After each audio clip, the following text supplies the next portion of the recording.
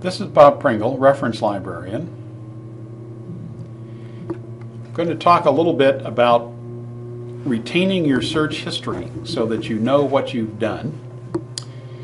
And there are a number of ways to do this. If you have created an MyNCBI account, you can save your search.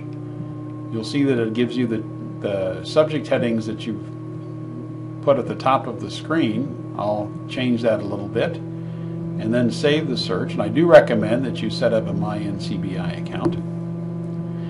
It offers you options for notification. When new material on your topic has been put into the database, it will send you notice of that. You can set it up for every day. If it's a hot topic, you can add things to alert you to what you found.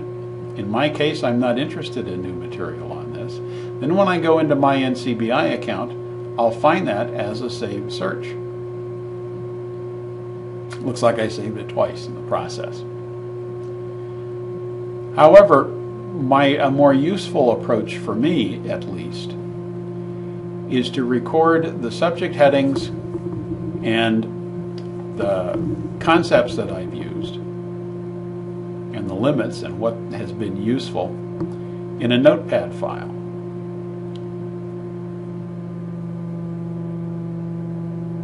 So I'll go to the desktop and I have placed Notepad on the desktop. I've also put it in my quick launch bar, or I can go to the accessories profile, find Notepad and open it. I'll start by putting in the concepts that I'm interested in, obesity and public health policy.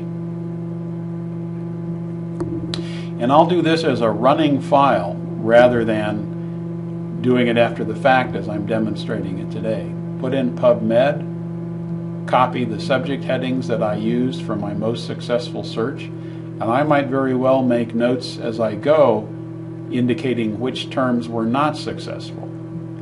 But I will definitely include the limits that I have gotten.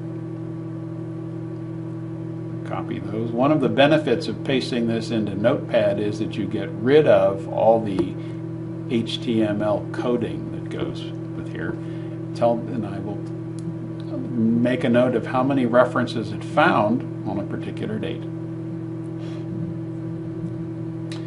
I can also remove these limits and go back and use some of the others that we did. Rather than do them one at a time, I'll go down to the bottom and say reset the limits. Then I can go back up and replace the 5 years, the English.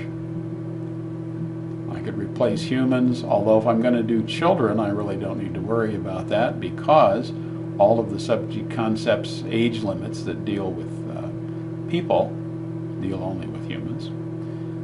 So I'll repeat my search with the age 2 to 12 children, English in the last 5 years, make a note of that, copy it with a Control-C, paste it into my Notepad file.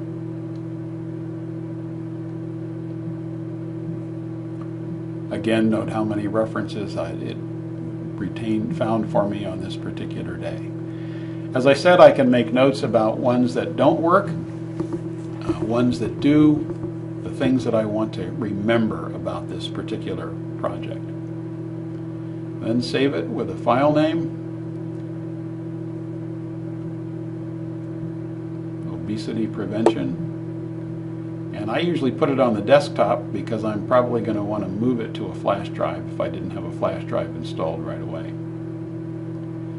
If you have any questions about these concepts or doing this, don't hesitate to use our staff contacts off the WSU Spokane page to get in touch. Thank you.